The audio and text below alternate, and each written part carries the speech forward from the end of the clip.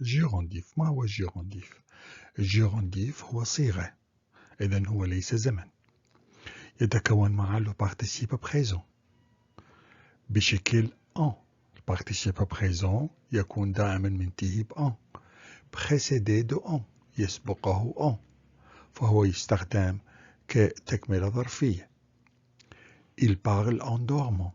لاحظ، il parle الفعل الأول، en dormant الفعل الثاني اللي معناه en dormant pendant qu'il dort. الفاعل نفس الفاعل. Nous avons appris la nouvelle ce matin en arrivant. Nous avons appris، لقد عرفنا الخبر هذا الصباح en arrivant عند الوصول.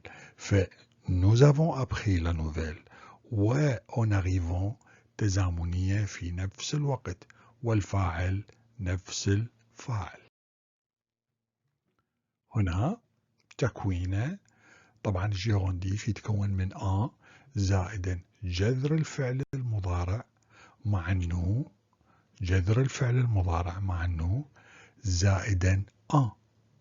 فنأتي للمثال j'étudie on نضع هنا regarde جذر الفعل زائدا en regardant la télévision. Je progresse en étudiant وهو الان. Elle sort de la classe en disant au revoir. Il est sorti de la classe en finissant le cours. فيتكون الجيرونديف ب en زائدا radical، قلنا جذر الفعل radical de verbe à la première personne الشخص الأول، de pluriel الجمع، de présent de l'indicatif plus terminaison en زائدا الآن. فهنا تكوينه en زائدا participe présent، en زائدا participe présent، أي أنه finissant وحدها هو participe présent يضاف إلى الآن فيتكون الجيرونديف. الparticipe présent طبعا نهايته en. لاحظ finir هو finissant، ولهذا نحن نأخذ النو زائدا الراديكال، لأنه بالنو تظهر عندنا الدوبل اس بالنسبة لأفعال المجموعة الثانية، فلهذا نحن نحتاج النو، لأنه بالجو لا تظهر الدوبل اس. ففينير finissant لأنه بالنو نو finissant. فfinissant en finissant، parler parlant en parlant، sortir sortant اللي هو participe présent en sortant الجيرونديف، faire faisant en faisant، être étant en étant، avoir ayant en ayant، savoir sachant en sachant. Exemple, partir en partant، aller en allant، découvrir en découvrant. Dans la proposition, le sujet des deux verbes doit être le même. طبعا الجملتين يجب أن تكون لها نفس الفاعل. إذن présent de l'indicatif à la première personne de pluriel، remplacer la terminaison en. إذن terminaison en نبدلها بأن، يعني nous regardons نحذف النو، regardons نحذف الأون ونخلي بدلها ان. طبعا نحذف النو مثل ما قلنا، ونضيف الأون أمام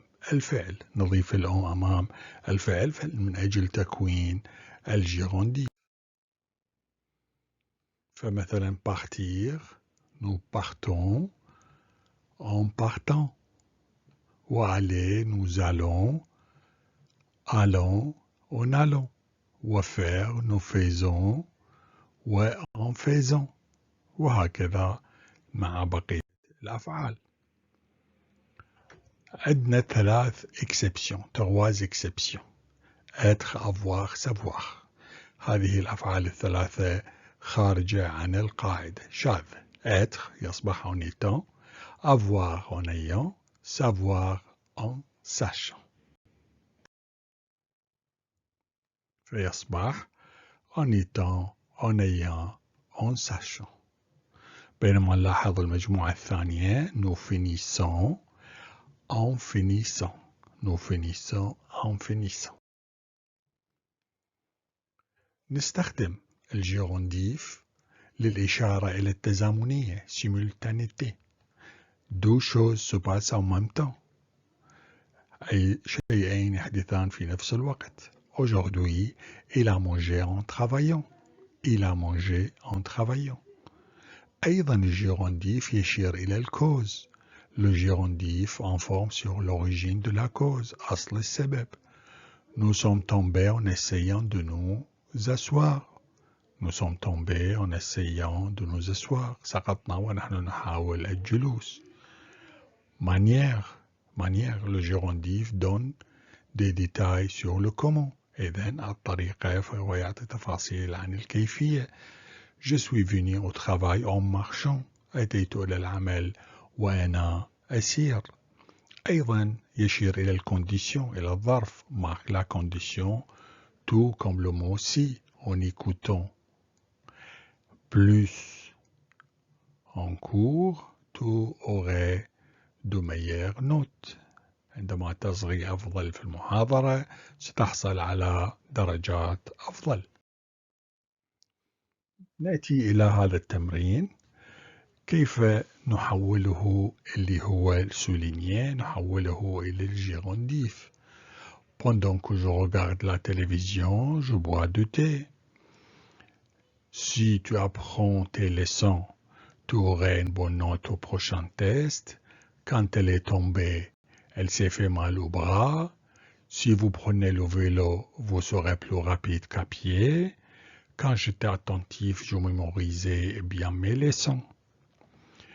أثناء ما أنظر إلى التلفاز أشرب شاي. إن تعلمت دروسك سيكون لك درجات جيدة في التست القادم. عندما سقطت تأذت وأصابت بذراعها. إذا تأخذ الدراجة ستكون أسرع من على القدم. عندما كنت منتبها كنت أذاكر أفضل دروسي. الآن نأتي إلى كيفية تكوين الجيرونديف من هذه الجمل. En regardant la télévision, je bois du thé. En apprenant les leçons, tu auras une bonne note au prochain test. En tombant, elle s'est fait mal au bras. En prenant le vélo, vous serez plus rapide qu'à pied. En étant attentif, je mémorisais bien mes leçons.